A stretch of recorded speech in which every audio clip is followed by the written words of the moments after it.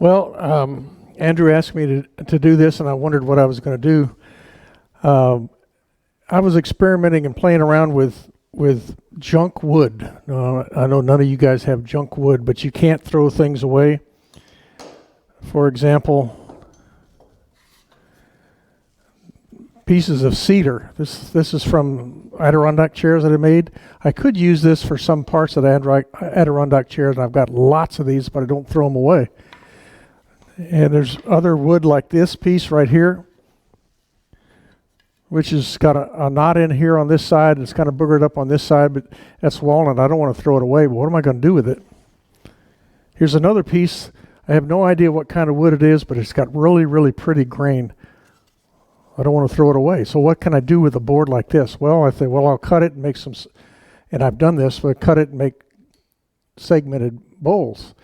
But there's not a whole lot in here to make even a ring for a decent size, and especially since I don't know what kind of wood this is. So I said, well, if I have some wood like this, I'll just make a plate. This is about 1 inch thick, so it'll be a real thin plate. It'll turn out okay. But then I said, I wonder what happened if I made 2 plates and then joined them together. But they'd have to be hollow on the inside to make a bud vase like this. And this is just cut out with a spindle sander. And it's hollow, and you can put a bud down in there, and it got a little piece of pecan. This is pecan, a little piece of pecan that almost looks like a biscuit. I'm still experimenting with what kind of foot I could put on there, but this one works. And you just put a little dried flower, and it works okay. So that's what I can do with these pieces of wood. Here's one out of mesquite, and it's got an interesting little knot hole in the back that came out. And this piece of the base, I don't really like it, but it came from when I got the square piece of wood, found the center, drilled a hole in it, and cut it on the bandsaw. So those corners that came off of this piece look like this, and I glued the 4 of those corners together and made the base. So there's very little waste in any of this stuff. It's mostly sawdust. The waste is in the vacuum cleaner. So just a thing to play with. Here's another piece of mesquite. I like this grain through here. This will be the front of the piece with a dried flower inside of it. My wife said, "No, that's pretty, but nobody's going to make that." But you're stuck, because she told me that today about 2 p.m. or I'd have come up with another demo. So anyway, so we get the piece of wood, we find the center, cut it on a bandsaw if you want to, and I cut it on a bandsaw because I don't want it a square spinning at me and having the tool just banging the heck out of the edge off this corner as it comes around. So the circle that you bandsaw doesn't have to be perfect. You can see where I kind of followed the compass line that I had, and then I drilled a hole in it so it'll go onto a screw chuck. This screw chuck came from, it was on sale at Craft Supply, and I just had to have it. It had money in your pocket, and you got to spend it. So if you start out with a 1 inch piece like this, you can see that there's not a whole lot of room left here on this screw chuck. So you could this one you can't bury it in there a little any further. So I just got a piece of plywood, drill a hole in it, and now I can put this piece on here, and it holds just fine. This is all going into the giveaway tonight. So I'm just going to thread this on.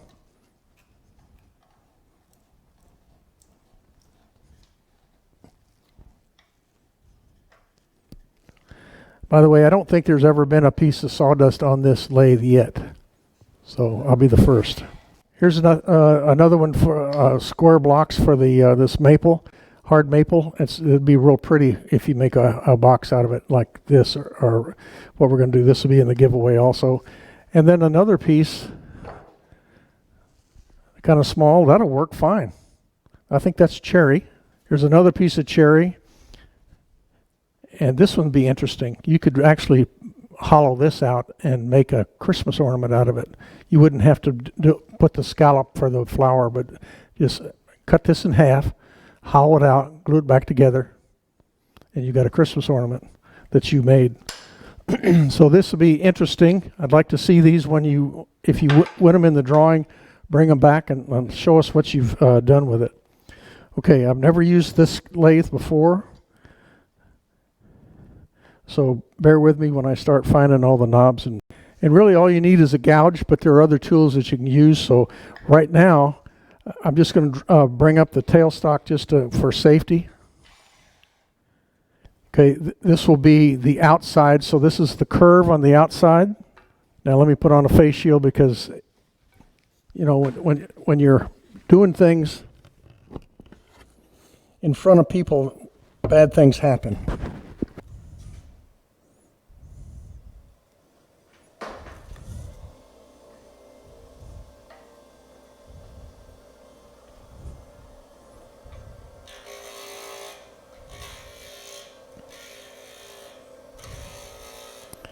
Okay, I just made that kind of round. It's not real round. It doesn't have to be because it's going to eventually become a point to match up with a point on the other side of the vase. So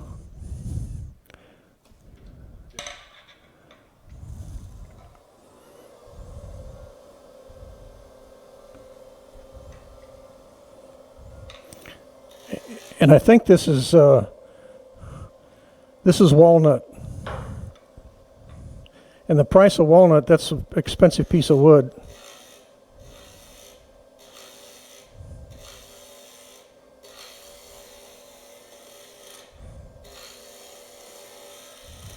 So when you're turning this, you've got to keep an eye on the center right here because that's going to be the outside of your shape, and also the edge right here, which is where that shape is going to end up.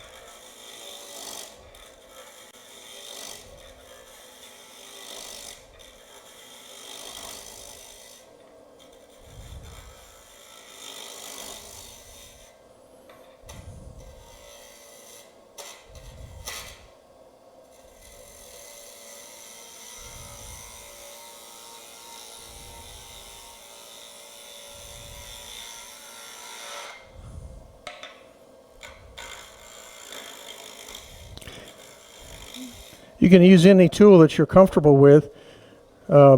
This gouge works fine. You can use an easy wood turning tool, and I recommend those because they support the club quite a bit, and they're good. They work.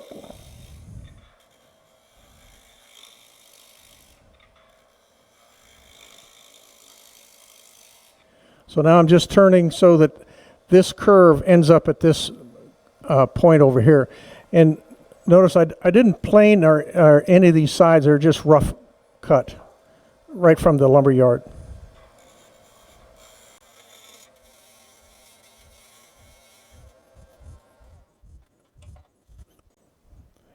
Is this camera shaking? Number 2?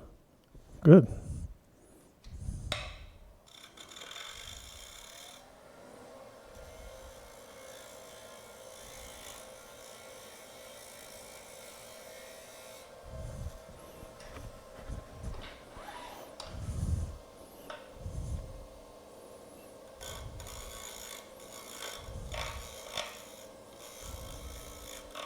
Now, since this is the outside and that little divot, it's going to have to go away unless you want a divot in your final piece.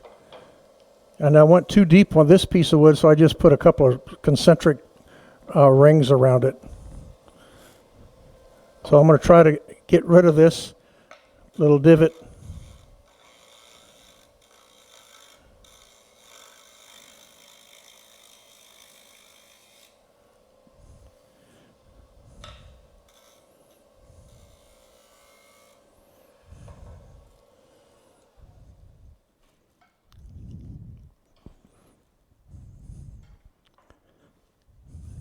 Not a bad lathe.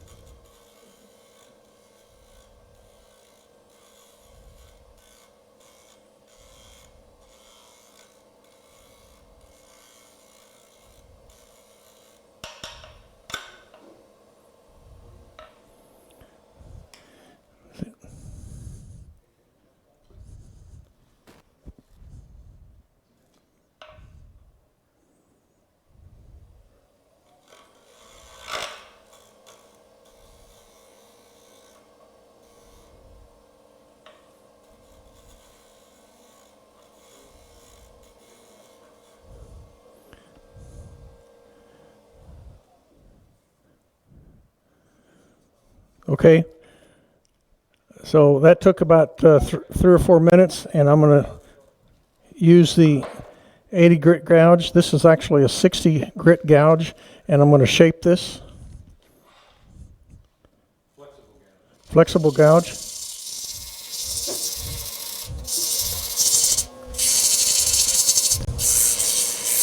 This walnut is really nice to turn.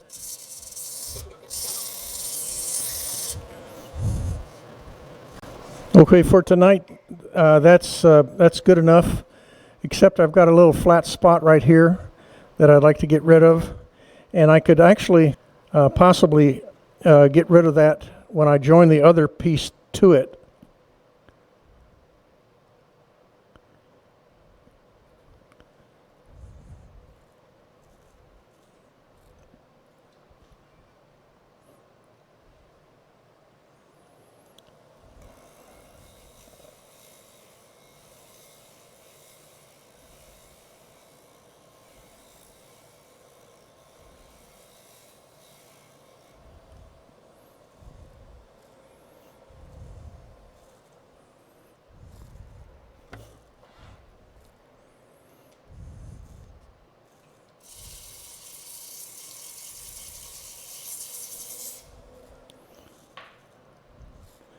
Okay, we'll say that's done. I haven't gone through all of the sanding grits, but there's some lines in here that you could get out of here easily with a sandpaper.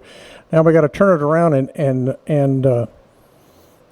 do the inside, hollow it out somehow. You won't be able to see the inside of it, so the hollowing doesn't have to be perfect. In fact, you don't even need a finish on it. You could sand it and put a finish if you want to. But this is how at home I have a vacuum chuck, so I'd turn this around on the vacuum chuck. And I have the hole in this side so I can center it and then finish the inside. But I don't have a vacuum chuck today, so we're going to use hot glue. Well, before I do that,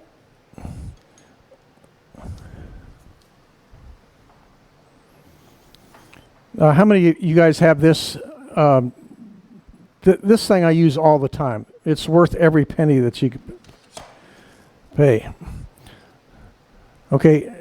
And everybody has these waste blocks that you use to turn a bowl laying around the shop. I don't throw away any of them. This is one from a bowl. I don't know how many, where it came from or whatever.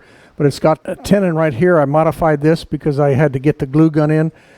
And the other side will go onto the piece like this.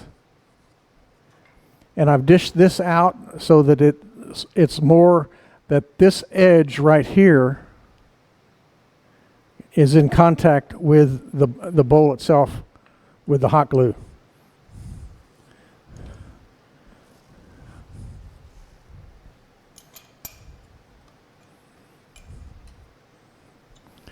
The hot glue works just fine, but it's really a pain to get the hot glue off.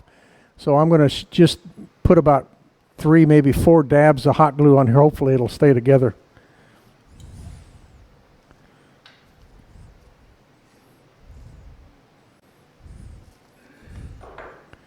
Really, that ought to, I think it'd be all right.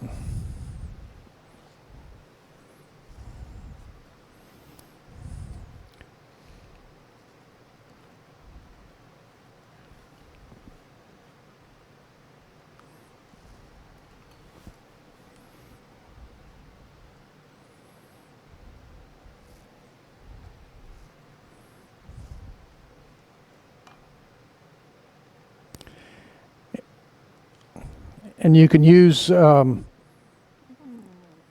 denatured alcohol, and it dissolves it, the hot glue, really nicely. I had to chamfer this edge right here to get the hot glue in there.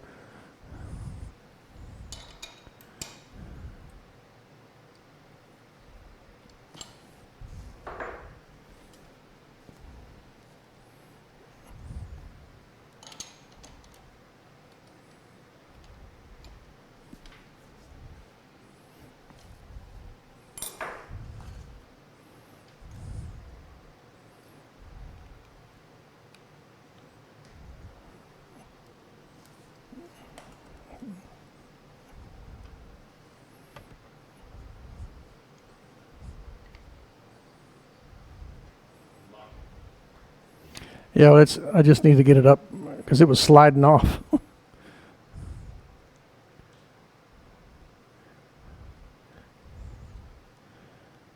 This is the most time-consuming part of the whole project, is working with the hot glue.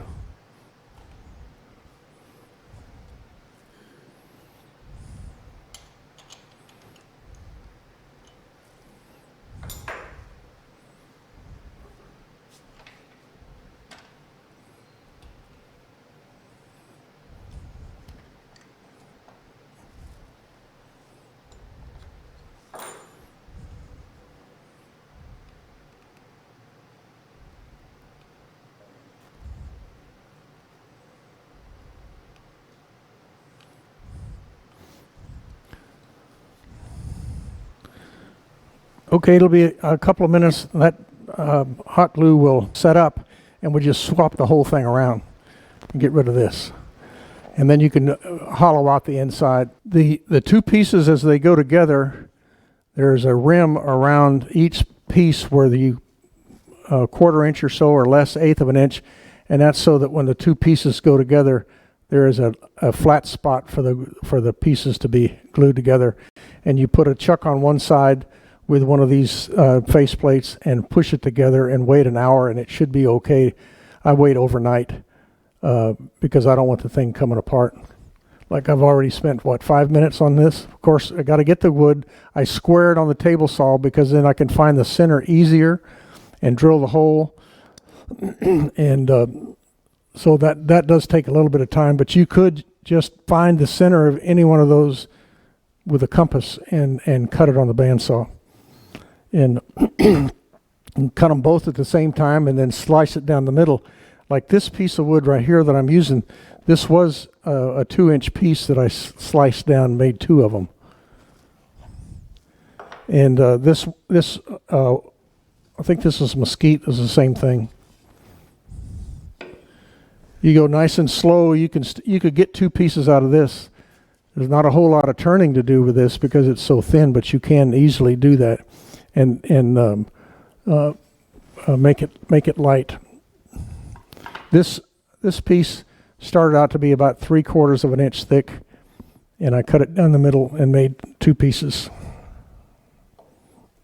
While that's drying, I told you that I'm experimenting. I took the corners when I cut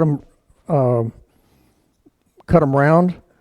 This is the drop off.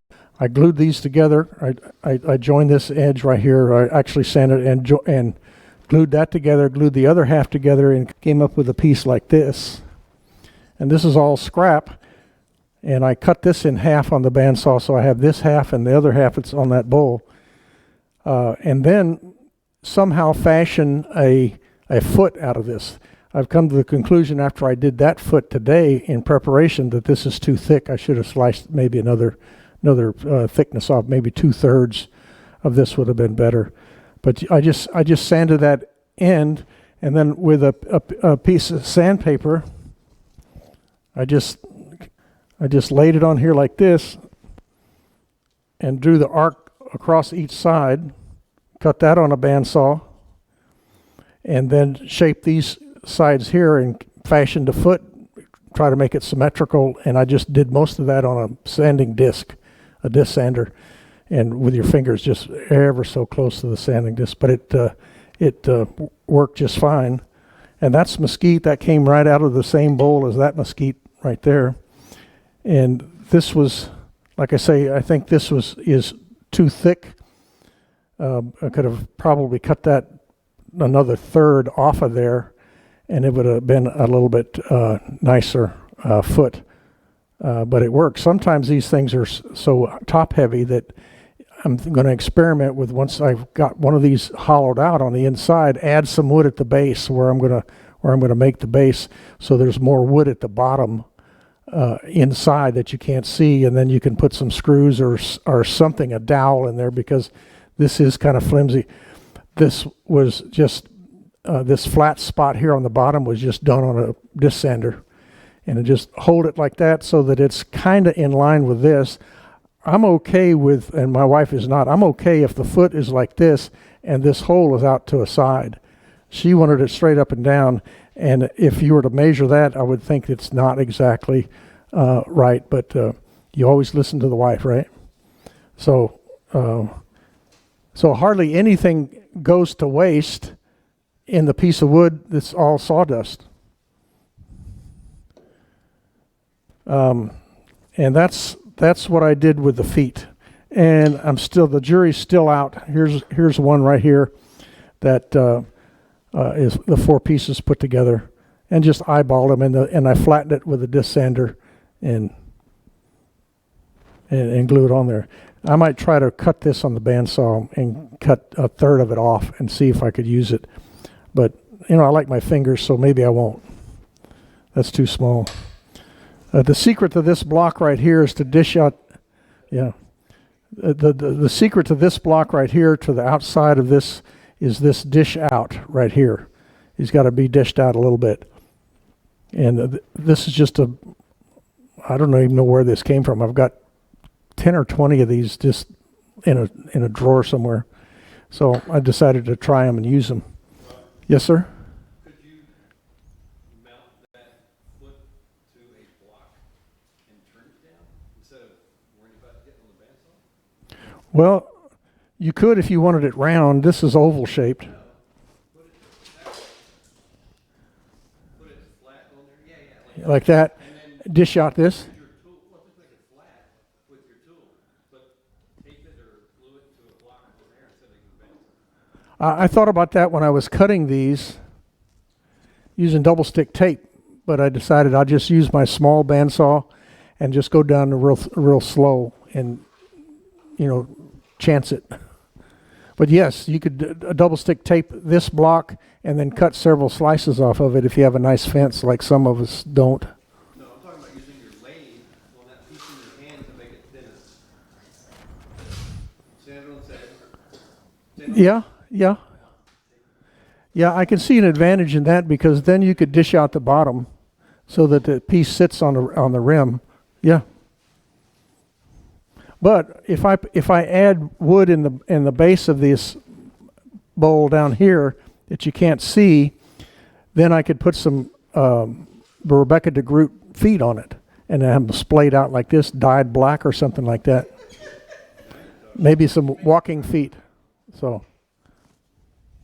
You ever thought about just using a router bit and just put it just like on a table router or something? No. Give a little trim on the top of the foot, so that way it's got something.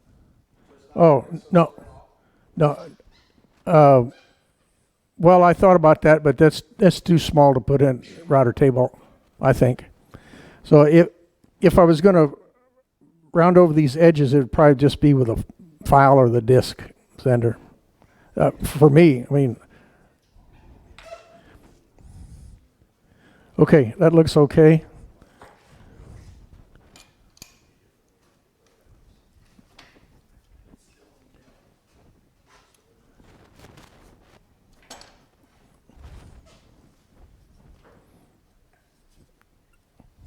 I guess I could have left it in there, but I got to turn it, so never mind.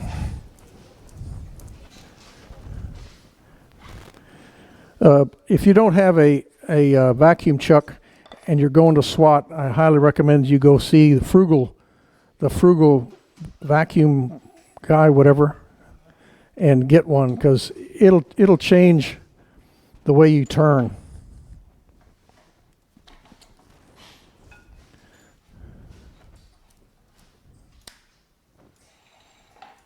Okay, I wasn't supposed to do that.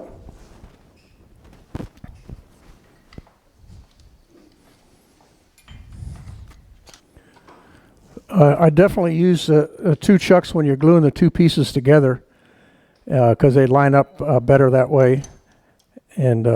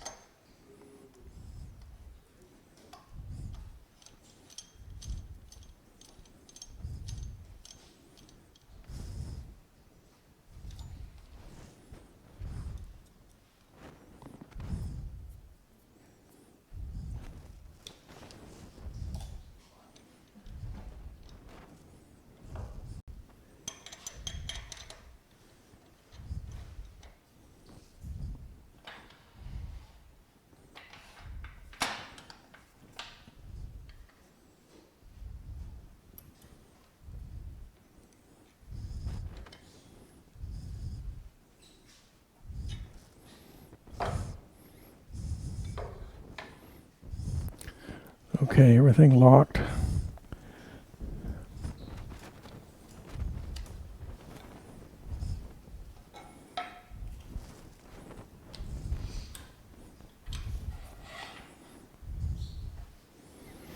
Okay, now just hollow out the inside and pull the tailstock out eventually.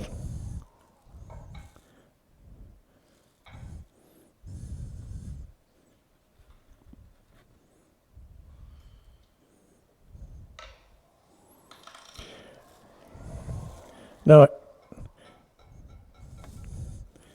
here's the edge right here that will be glued to the other half. So this edge right here could be, I didn't bring a pin.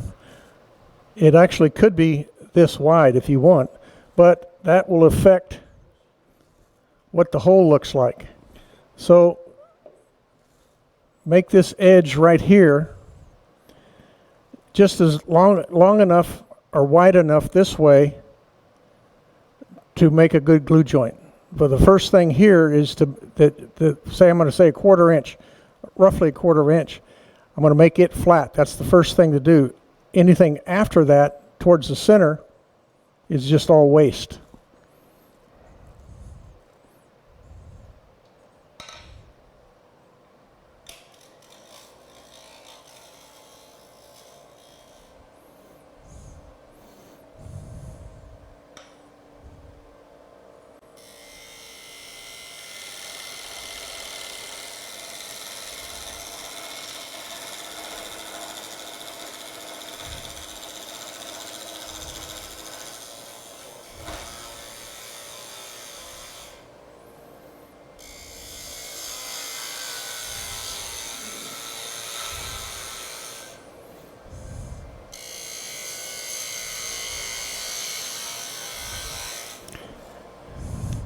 And when I'm coming on the inside right here, I'm trying to follow what I can see of the outside of the bowl on this side.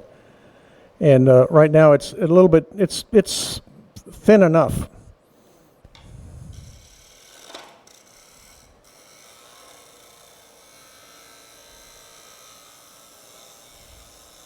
You can go as thin as you want to. Now that's just a gouge, but you can certainly use an easy wood turning tool, and I'm a big fan of these people because this thing works and they support the club.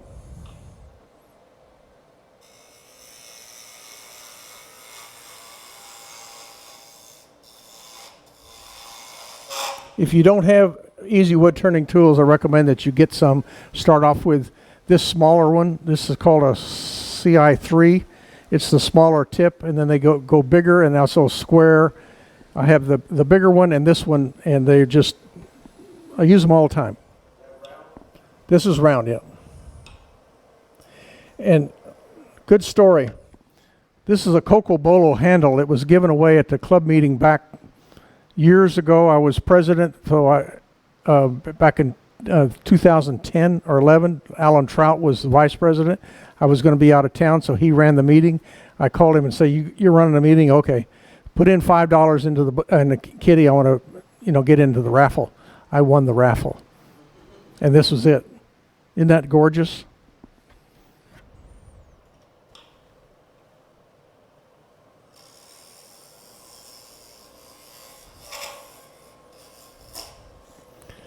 Okay, I'm hanging off a little bit too much there.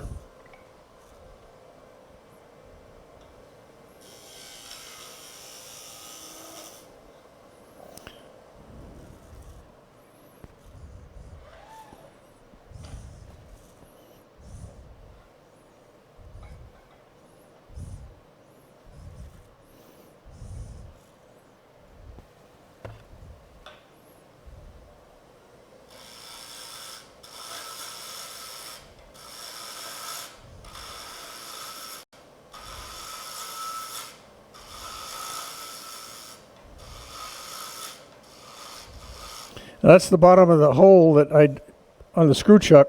I just eliminated it, so I know I'm not at the bottom of here yet. It doesn't really matter. All you really need is to get this a little bit hollowed out so that the weight is not as heavy as it would be.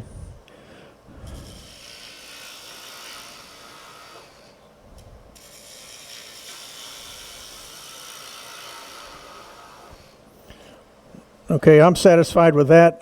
And one other thing, good friend of mine made this for me. It's a scraper, a curved scraper. Jim Sherwood made this for me, and it works wonders on the inside of a bowl like this.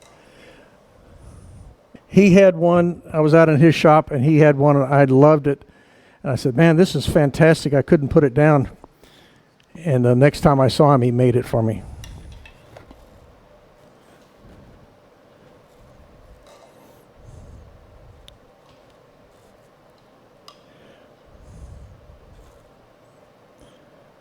It's just a plain scraper, a round nose scraper. It's not negative rake, and I poo-pooed negative rake scrapers a long time because I say all you have to do is raise the handle and you got a negative rake. It's not as aggressive when you raise the rake like this. But then I bought a negative rake scraper from D-Way Tools. It's fantastic.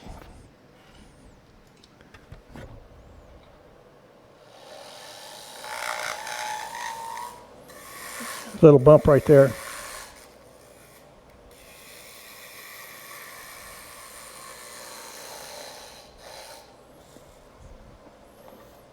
And here's that D-Way. It's negative rake. Works good. You come straight in on it.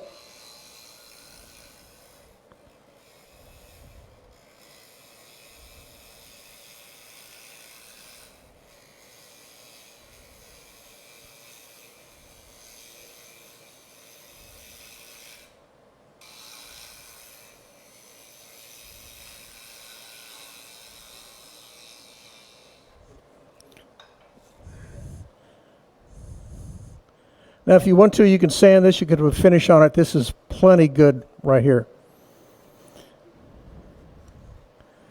In fact, that's really good. Now, another thing to check and make sure is that your flat spot here for the glue is straight across, because you can visualize it. If this is off a little bit like this, then your joint won't be a good glue joint. If it's in the other way, then you're going to have a gap around it. So this is critical right here that it's square, and that's okay.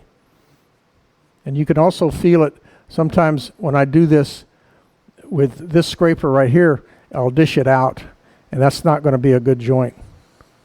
You could get a block with sandpaper on it and hold it up like that, but I guarantee you the outside there's going to be more wood taken away from the outside than you're doing the inside, because it's traveling faster.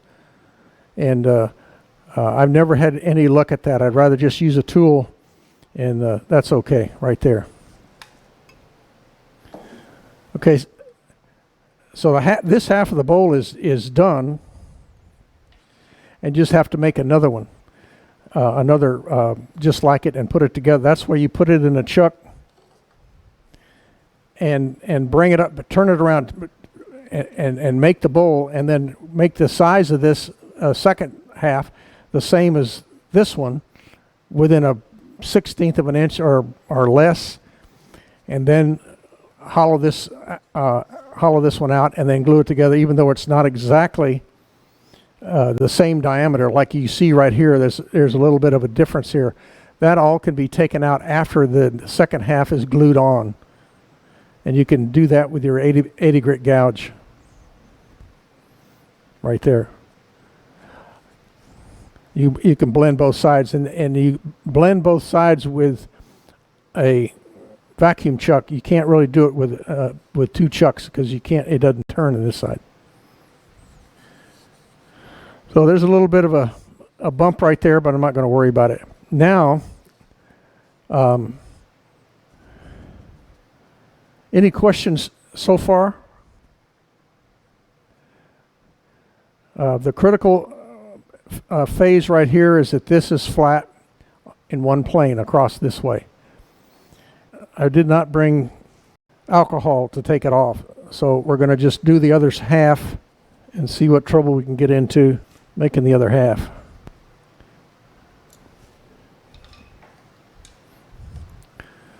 So I'm going to turn this without talking, just to illustrate how fast you can do this, and how many of these you can crank out if you want to. I think these would be good little gifts to give people birthdays, especially if you give it to them with a flower in it.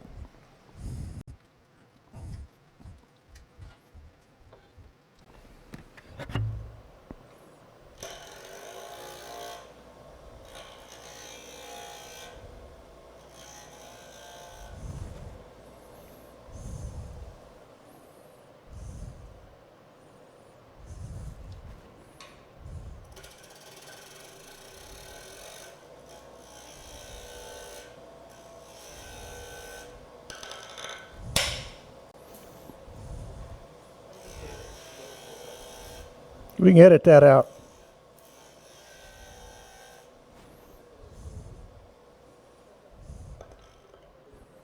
I thought that lathe was to prevent that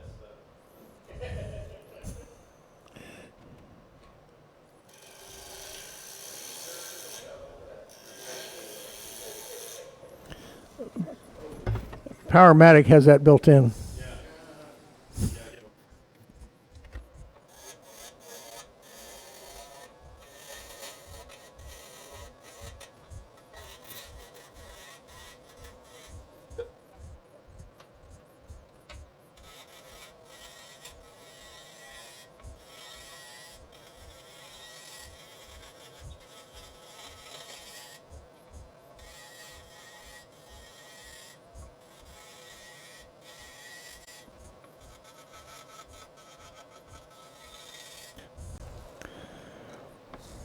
Now it's going to be important that this curve right here equal the curve right here are so close that you can't notice that the curve is different on this side as this side, because in this first one I made, you can tell that this is a whole lot flatter than this side over here. It's the same piece of wood.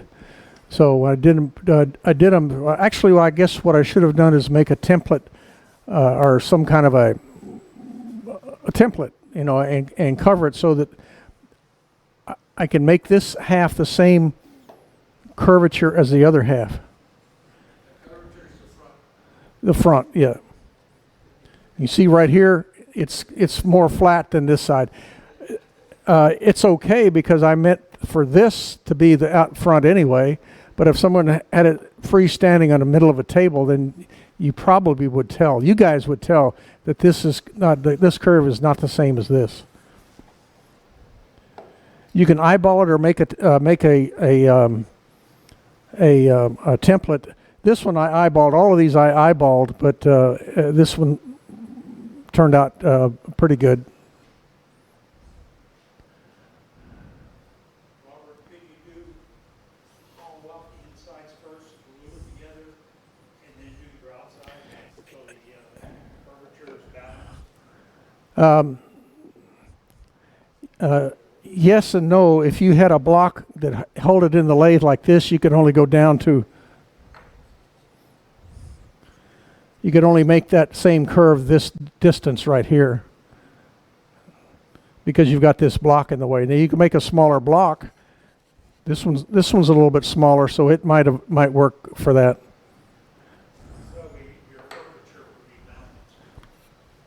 Yeah.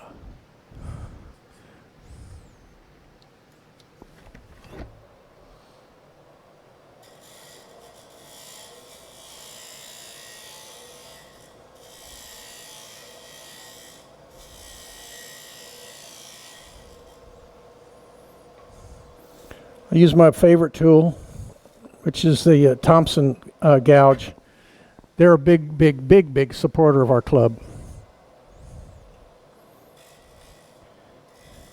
Even though that crown gouge is very nice, you can really tell the difference in how long this keeps an edge versus that crown. And if you had even Buck Brothers, that was my first set, is Buck Brothers. They're nice tools, but they're nowhere near keeps as sharp as this, and this is nowhere near the Thompson. So eventually I'm gonna have nothing but Thompson and one D-way.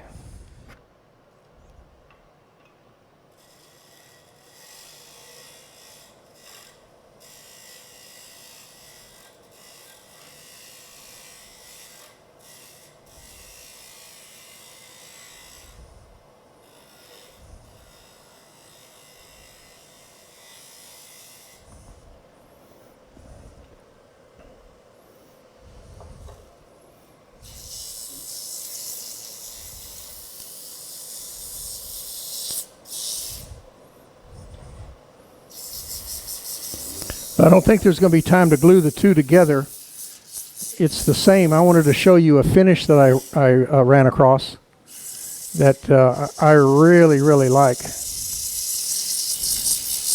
called polyacrylic, Minwax polyacrylic. It's a water-based polyurethane, I believe. And it goes on, just wipe it on. It dries really fast. And so you can put many coats on quickly.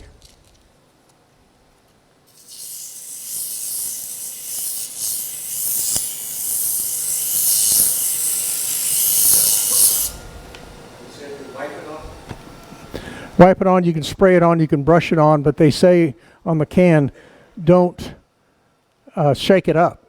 Always stir it. Well, I've got it in one of those ketchup bottles, and I just shake it up, and you wipe it on there. There's no bubbles. So, in fact, Jim turned me on to these plastic bags called Stop Loss, and I've got a can of it in there.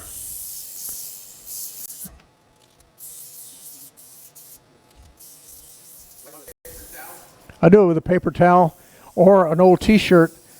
If it gets in this humidity in my garage, it starts getting gummy, and then it'll actually take some of the fibers of the paper towel and embed it in your finish, so you'll have to sand and start over.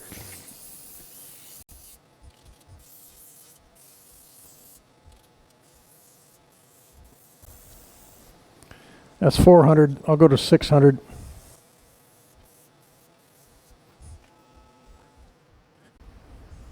Yeah, that's glass smooth.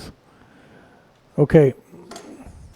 I didn't bring any alcohol, but what I would do is clean the dust off with denatured alcohol while I'm shaking up the polyacrylic. It's Minwax polyacrylic.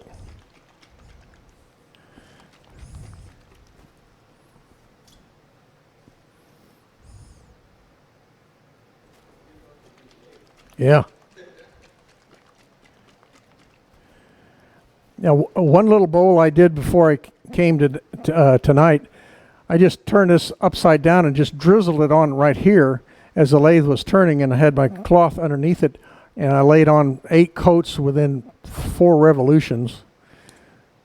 And so far, I haven't had any problems with it.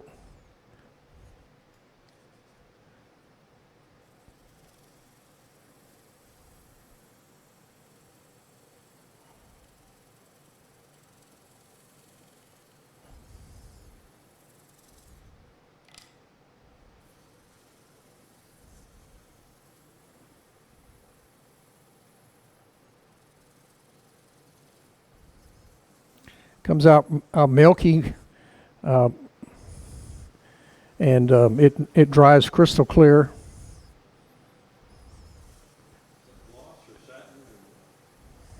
I think it's, I don't know. I'm gonna make it. I'm gonna make it glossy with.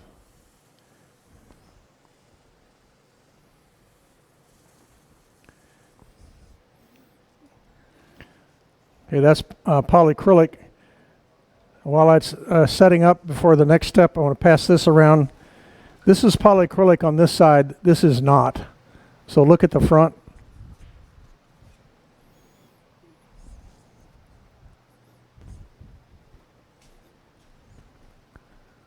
What's the dry time on this? What's the can say? The can says you can put on another, put on one coat, sand it, and then put on another within an hour. I wait 10 minutes, and maybe 30 minutes before I sand. This is still a little bit wet. It could be the air conditioning in here or not, but in my shop it'll be dry to the touch. And the secret is this Yorkshire grit. I got this at SWAT back I don't know how many years ago, and it's almost like a wax, like car wax, but it's got a grit in it.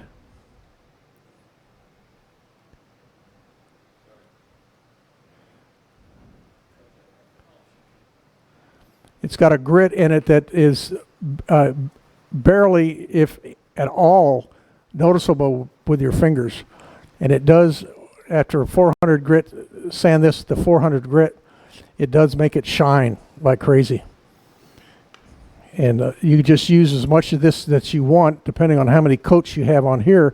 I think you could probably just grind through with that grit all the layers of finish you have on there. And then the next thing is hamster sheen.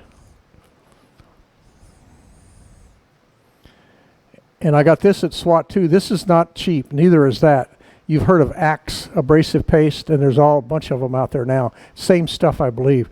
This might have been made. This was made here in the United States. I think that was over in England. But this looks like wax. It was so expensive. It's like $25 a can. So between the two of them, I got $50 in it. And I didn't use it for a long, long time because it was so expensive and forgot about it. And so then I saw this guy on YouTube use polyacrylic and Axe abrasive paste in the wax. So I went out and found this, and this was hard as a rock because I hadn't used it. So I contacted the guy on here via his phone number here, and he texted me right back, and you just put a little bit of mineral spirits in here, and it becomes, instead of a hard rock, it rejuvenates it, and it works just fine. So Use the white Yorkshire grit, the white one, the flat one, and there's a white, it's even finer. no, I've never seen that. Didn't even know that till right now. This is the only grit that I've ever seen. But the guy that I followed on YouTube uses Axe, I believe, and looks just like this. And he just loads it on.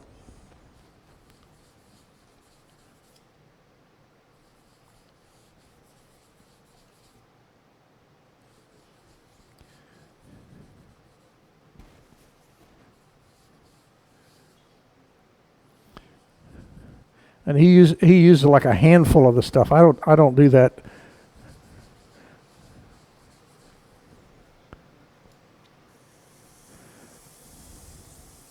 And I just rub it in. I can already tell a little sheen on here.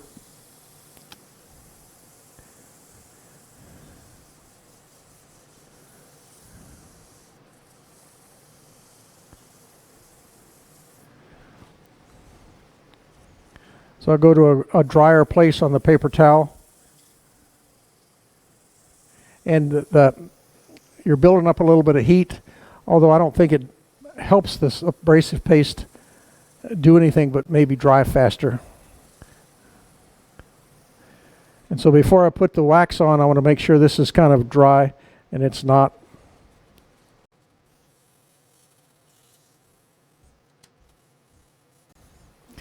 I'm turning in reverse when I do this because I like working from at the top.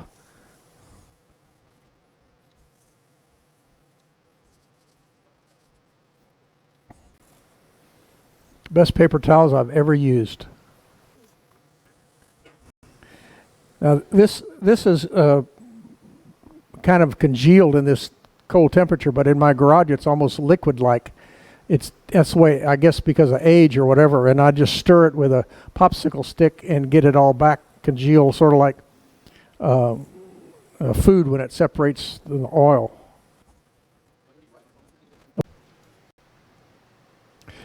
Now this Hampshire sheen.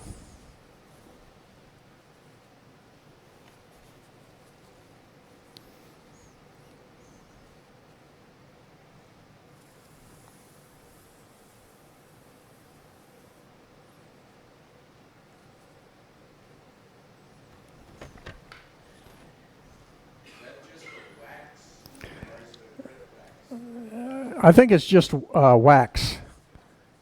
It might have some grit in there, but I don't really know. The guy that made this is in the United States. I could contact him. I sent a picture of it to him, and he said, "You bought that in 2008 at SWAT or whatever it was." So he could be the guy that's making axe. Who knows?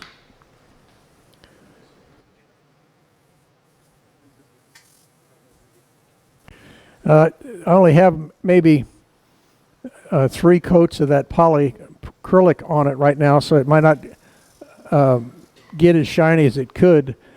You can sand between coats of the polyacrylic, and probably should have done that maybe to 400 or 600.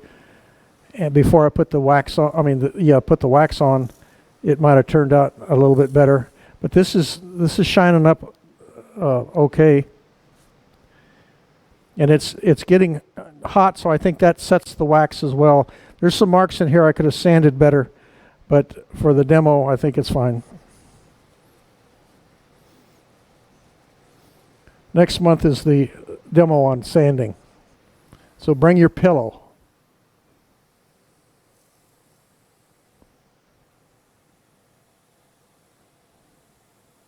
This is a nice lathe. I could get used to it.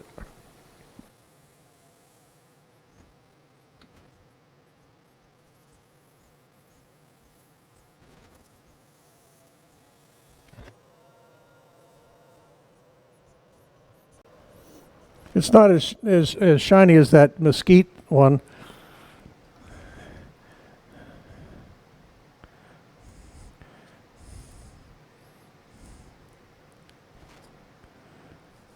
This looks like cherry. I'm not sure. Tell me what it is.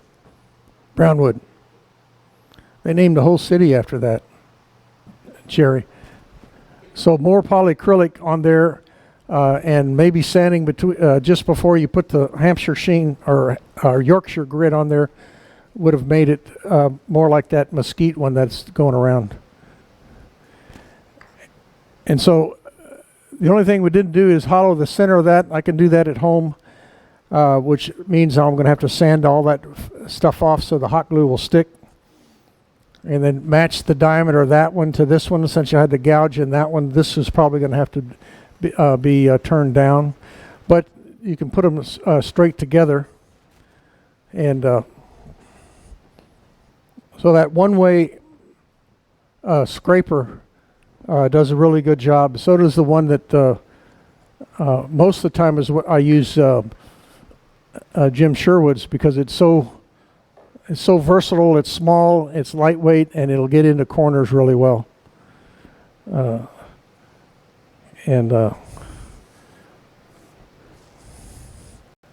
So this is going into the raffle tonight with a lot of those over there.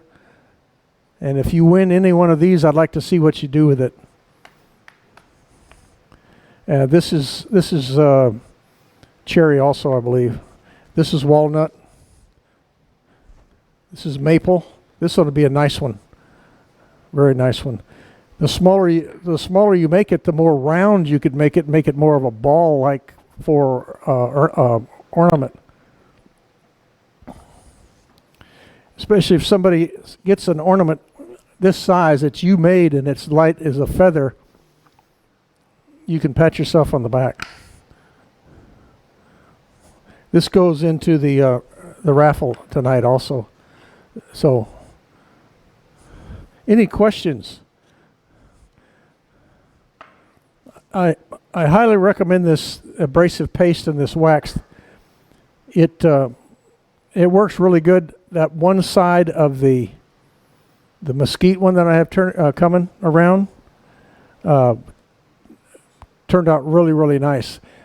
And I did that. I polished the other side of it using these blocks right here instead of a vacuum chuck. And the vacuum chuck, I could lay on more finish and get it polished a whole lot better. So you can see that on the back side, it's not as well polished. Now, James is pointing out, here's a good example.